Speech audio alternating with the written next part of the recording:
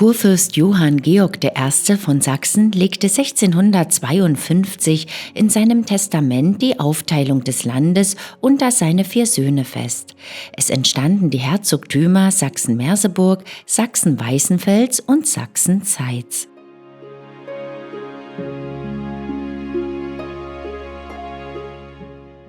Hallo und herzlich willkommen zu meinem neuen Video. Schön, dass ihr wieder alle mit dabei seid. Heute besuche ich das Schloss Moritzburg in Zeitz. Speziell in diesem Video geht es um die Zeit der Herzöge. Ich zeige euch die wunderschönen Räumlichkeiten wie das Tafelgemach, das Audienzzimmer und das Gemach der Prinzen. Und so erhaltet ihr einen lebendigen Eindruck über das damalige Leben am Hofe. Der älteste Sohn Johann Georg II., der Großvater August des Starken, erhielt neben seinen Erblanden die Kurwürde und residierte in Dresden. Moritz, der jüngste Sohn, übernahm 1653 die verwaltende Funktion über das Stift Naumburg-Zeitz. Ein Jahr nach dem Tode seines Vaters, Kurfürst Johann Georg I., trat er die Regierung des Herzogtums Sachsen-Zeitz an. Auf den Grundmauern des im Dreißigjährigen Krieg zerstörten Bischofsschlosses ließ er ein neues Schloss erbauen, das er Moritzburg an der Elster nannte. Doch schon 1718 mit dem Tode seines Sohnes Herzog Moritz Wilhelm fiel das Herzogtum gemäß den Festlegungen im Testament Johann Georgs I. an das Kurhaus in Dresden zurück. Die Moritzburg ist umgeben von einem tiefen Graben mit einer dahinter liegenden Zwingermauer mit 8 Türmen und Rondellen.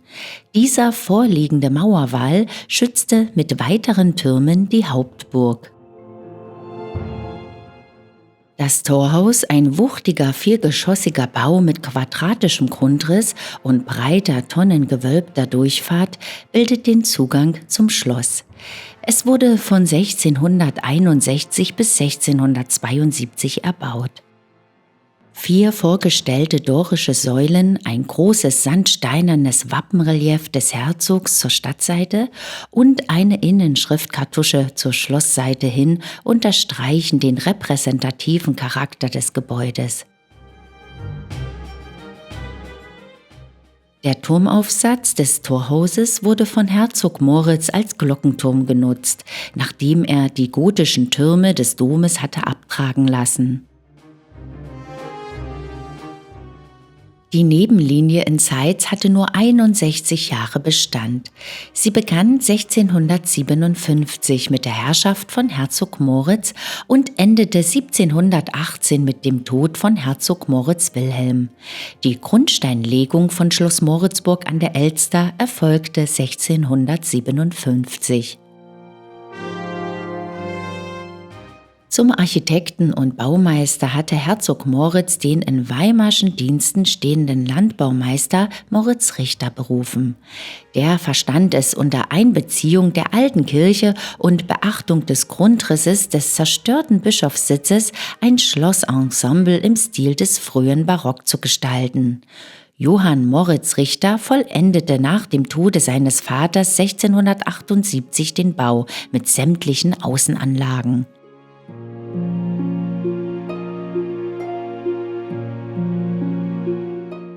Herzog Moritz von Sachsen-Zeitz kam am 28. März 1619 als 9. Kind des Kurfürsten Johann Georg I. und dessen Ehefrau Magdalena Sibylla, einer Tochter von Markgraf Albrecht Friedrich von Brandenburg, im Residenzschloss Dresden zur Welt. Gemeinsam mit seinen älteren Brüdern Johann Georg, August und Christian wurde er am Hof in Dresden erzogen. Hofmarschall Kurt von Einsiedel nahm unter seinen Hauslehrern eine herausragende Stellung ein. Von August 1642 bis September 1645 unternahm Moritz mit seinem Bruder Christian eine Kavaliersreise, eine Grand Tour durch Norddeutschland, die Niederlande sowie Dänemark. 1645 wurde Herzog Moritz in die fruchtbringende Gesellschaft aufgenommen. Die Vereinigung existierte von 1617 bis 80. Fürsten, Dichter, Gelehrte und Beamte bemühten sich um die Pflege und Erhaltung der deutschen Sprache. Die auch Palmenorden genannte Sprachgesellschaft sah in der Kokospalme aus Amerika das beste Sinnbild für die Nützlichkeit. Herzog Moritz bekam den Gesellschaftsnamen der Sittsame und das Motto im Wirken verliehen. Am 19. November 1650 heiratete er Sophia Hedwig, eine Tochter des Herzogs Philipp von Holstein-Glücksburg. Schon 2 Jahre später starb seine Frau. Auch beide Kinder der Ehe lebten nicht lange.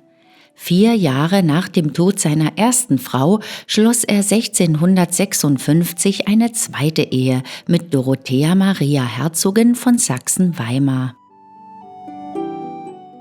Aus der Verbindung zwischen Moritz und Dorothea Maria Hedwig gingen zahlreiche Kinder hervor, so auch Moritz Wilhelm von Sachsen-Zeitz.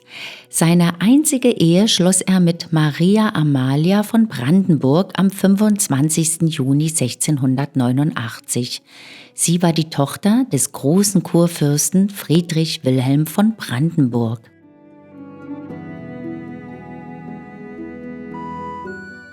Nachdem die Fürstin Dorothea Maria verstorben war, ging Moritz eine dritte Ehe ein. Diese blieb kinderlos. Im September 1653 wurde Moritz die Verwaltung des Stifts Naumburg-Zeitz übergeben. Am 4. Oktober verließ er Dresden und bezog im Stiftsgebiet die Residenz. Nach dem Tod des Vaters kam es zu der testamentarisch verfügten Landesteilung und zur Gründung des Herzogtums Sachsen-Zeitz. An seinem Hof wirkten einige herausragende Persönlichkeiten, darunter talentierte Verwaltungsfachleute, Künstler und Musiker. Herzog Moritz starb am 4. Dezember 1681 auf Schloss Moritzburg an der Elster in Zeitz. Beigesetzt wurde er am 23. März 1682 in der Fürstengruft zu Zeitz. In seinem Testament stiftete er 10.000 Gulden für den Bau und den Unterhalt eines Waisenhauses. Sein ältester Sohn Moritz Wilhelm folgte ihm unter Vormundschaft als Herzog von Sachsen-Zeitz auf den Thron.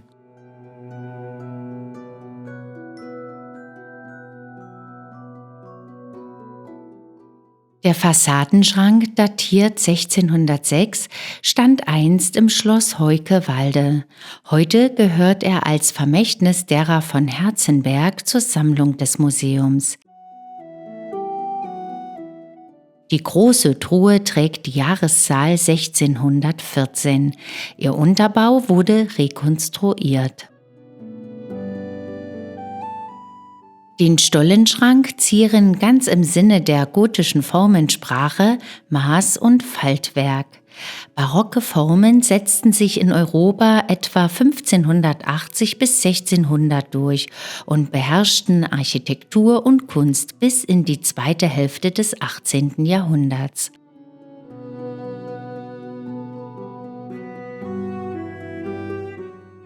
Friedrich August von Sachsen-Zeitz war das 5. und letzte Kind von Herzog Moritz Wilhelm und Maria Amalia von Brandenburg. Da der Erbprinz bereits im Alter von 9 Jahren verstarb, konnte er nicht mehr seinen Vater als Herzog folgen. Entsprechend erlosch die Linie Sachsen-Zeitz schon im Jahr 1718 mit dem Tode seines Vaters Herzog Moritz Wilhelm. Der Zeitzer Erbprinz Friedrich August galt als ein Wunderkind an Bildung und Klugheit. Er lernte in 6 Wochen lesen und schreiben, und so wurden seine Briefe an Eltern und Schwester aufbewahrt. 1706 begleitete er Mutter und Schwester auf einer Reise nach Berlin. Sie nahmen den Weg über Merseburg. Dabei hatte er von der dortigen Herzogenwitwe viele Höflichkeiten empfangen. In Potsdam hatte er bei seinem 4-wöchigem Aufenthalt mehrere Begegnungen mit König Friedrich I. von Preußen.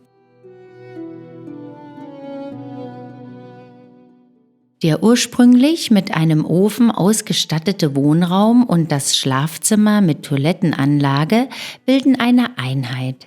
Gemächer wie diese waren einst Privaträume eines Sprösslings der herzoglichen Familie.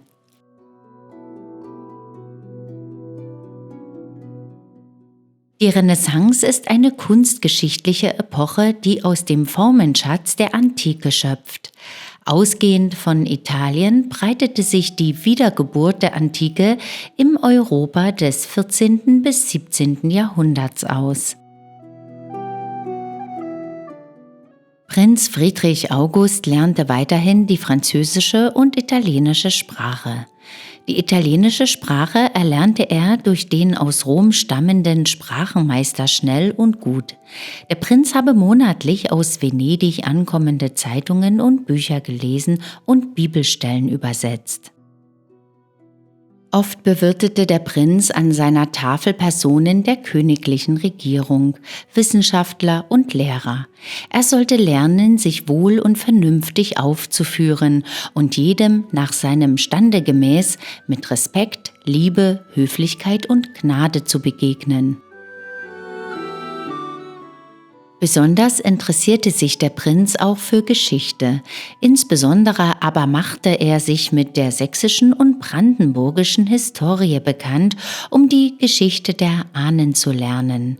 Er studierte die Reichsverfassung des Kaisers und der Kurfürsten, Fürsten und Stände.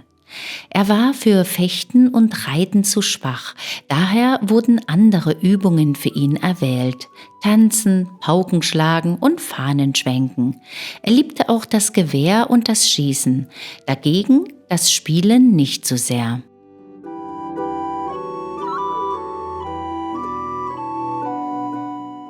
Da aus Erfahrung die Erziehung außerhalb des mütterlichen Hofes gut fruchtete, ordnete die Mutter an, Friedrich August nach Halle zu bringen. Dort sollte er die begonnenen Studien fortsetzen. Während seiner Ausbildung blieb der Prinz durchgehend in Halle. Im März 1708 besuchte ihn sein Vater. Die Mutter weilte mehrfach zu verschiedenen Zeiten bei ihm.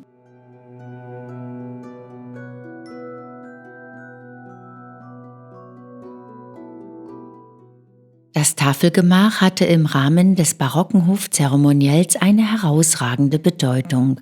Seiner Ausgestaltung wurde deshalb besondere Aufmerksamkeit gewidmet. Der Hofmaler Christian Richter fertigte die Bilder der Kassettendecke gemeinsam mit seinem ebenfalls am Weimarer Hof tätigen Sohn Wilhelm.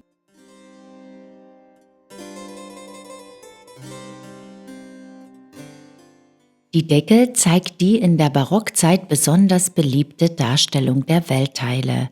In hochovalen Mittelmedaillons präsentieren sich die personifizierten Erdteile.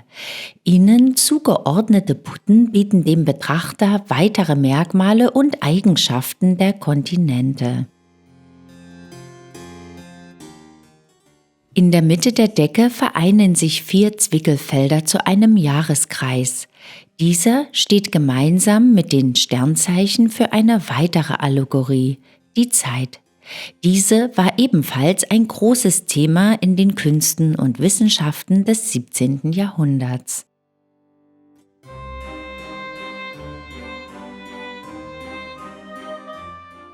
Der Maler Carl Völker schuf 1941 neue Gemälde für beschädigte Bildfelder. Er beschäftigte sich weiterhin bis 1943 hauptsächlich mit der Ausmalung einer Reihe von Dorfkirchen im mitteldeutschen Raum und denkmalpflegerischen Aufgaben.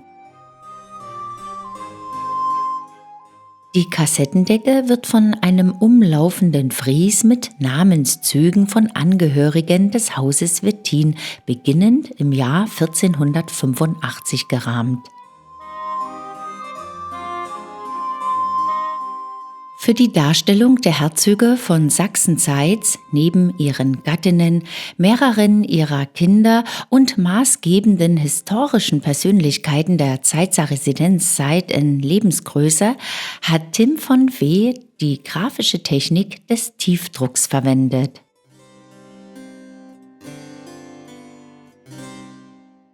Insgesamt 157 kupferne Druckplatten sind von ihm per Hand entworfen, gezeichnet, radiert, geätzt und oft vielfach gedruckt worden. Das gesamte Kunstwerk ist eine direkt auf die Wand gebrachte Collage vieler einzelner originaler Handpressendrucke auf dünne Japanpapiere. Tim von Weh, Maler und Grafiker, wurde 1963 in Riesa geboren und studierte an der Hochschule für Grafik und Buchkunst in Leipzig. Hier sieht man Herzog Moritz von Sachsen-Zeitz und Sophie Hedwig, die erste Gemahlin von Herzog Moritz, und Herzogin Dorothea Maria von Sachsen-Zeitz, die zweite Gemahlin von Herzog Moritz. Daneben die erste Tochter Erdmute Dorothea und Sohn Moritz Wilhelm, welcher das Wappen von Sachsen-Zeitz mit seinem Bruder Christian August hält. Hier ist Herzogin Maria Amalia von Sachsen-Zeitz, Gemahlin von Herzog Moritz Wilhelm, dargestellt.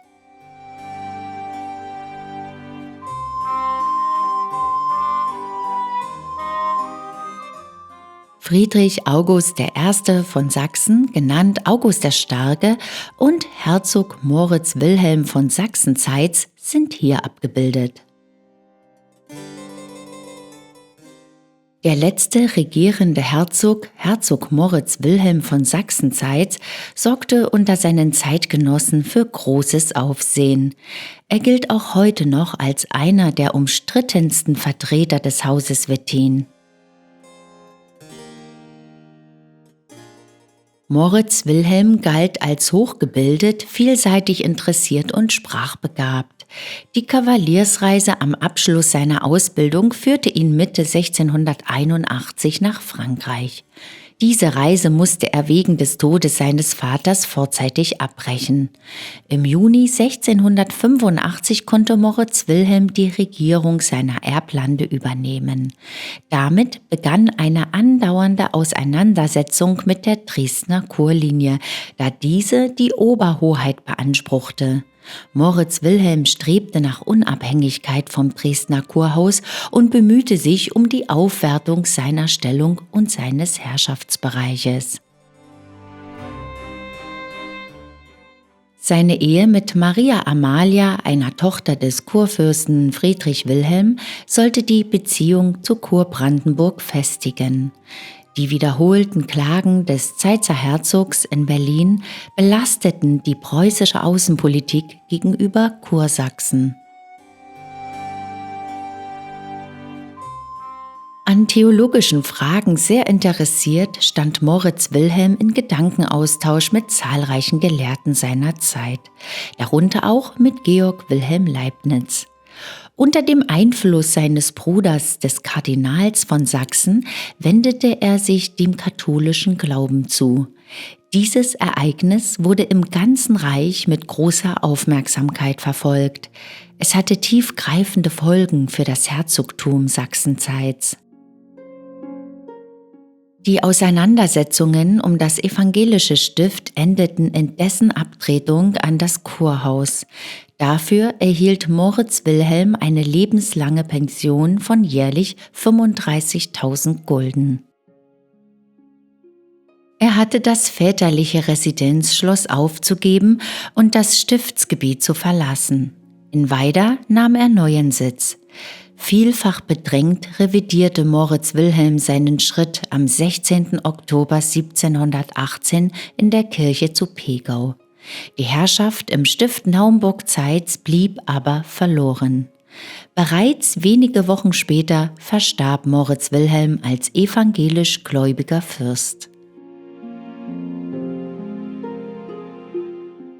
Mit hoher Wahrscheinlichkeit waren in der Barockzeit auch die Füllungen der Kassettendecke hier im kleinen Audienzgemach bemalt. Sie blieben aber nicht erhalten.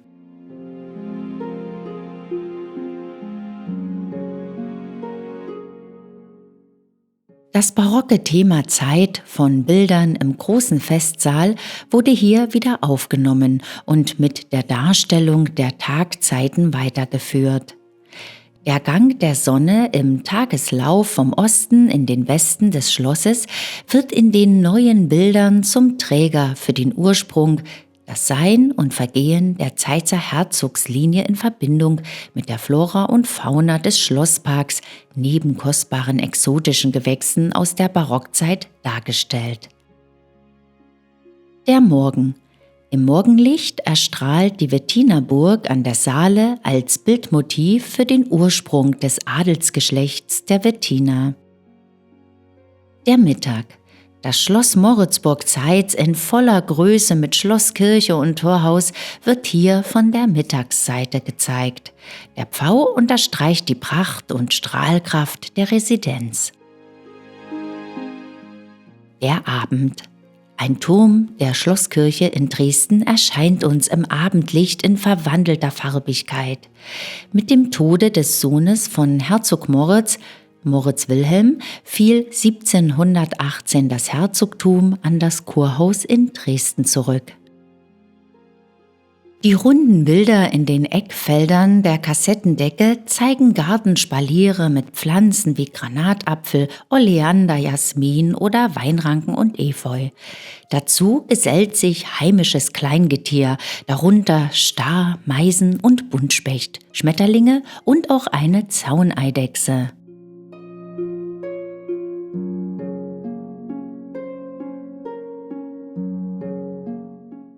Herzog Moritz von Sachsen-Zeitz sah das Vorbild für seine Hofmusik am Dresdner Hof.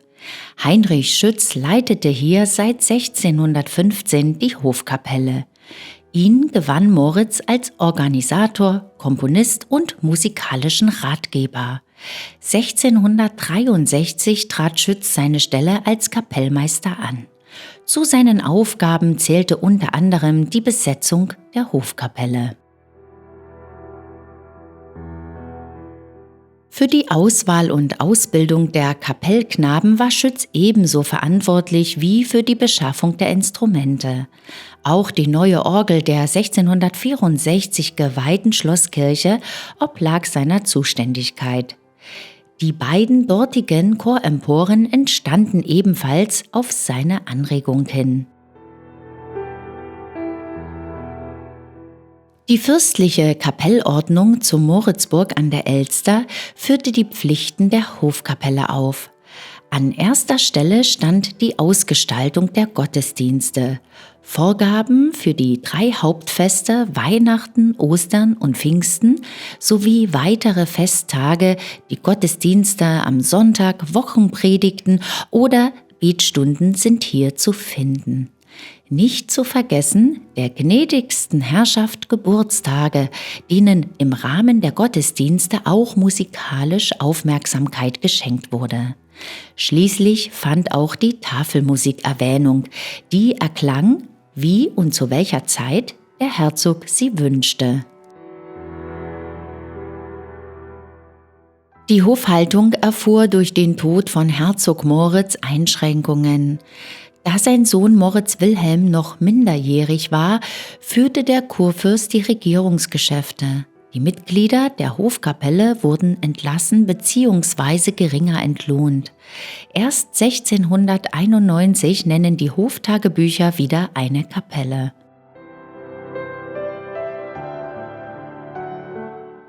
Die Hof- und Feldtrompeter nahmen unter den Hofmusikern eine besondere Stellung ein. Das Blasen zur Tafel gehörte zu ihren unverzichtbaren Aufgaben. Selbst auf Reisen bereiteten sie dem Herzog durch ihren musikalischen Einsatz wirkungsvolle Auftritte.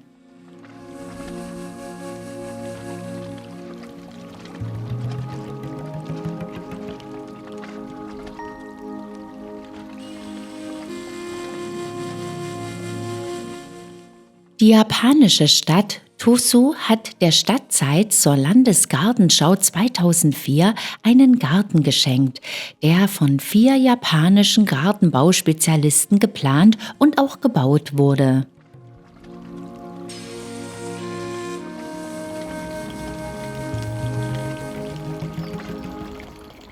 Der japanische Garten ist eine idealisierte Landschaft auf kleinem Raum.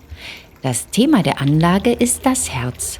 um mit dem Garten ein Symbol für die Verbindung der beiden Städte zu schaffen.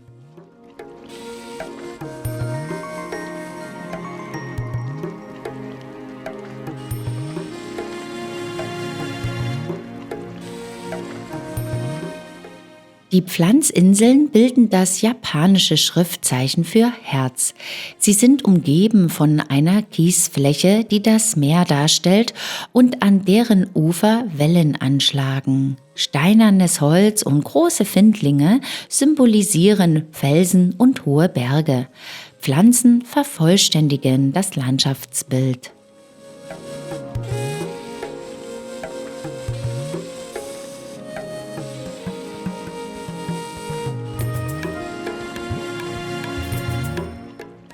Der hell gekieste Eingangsweg veranlasst den Besucher zur Ruhe zu kommen. Auf dem Steinweg erschließt sich allmählich eine ganze Landschaft und der Garten kann entspannt vom Pavillon aus genossen werden. Dieser ist auch als Ort der Meditation gedacht. Über Trittsteine im Wasser geht man durch die Landschaft und verlässt den Garten schließlich wieder.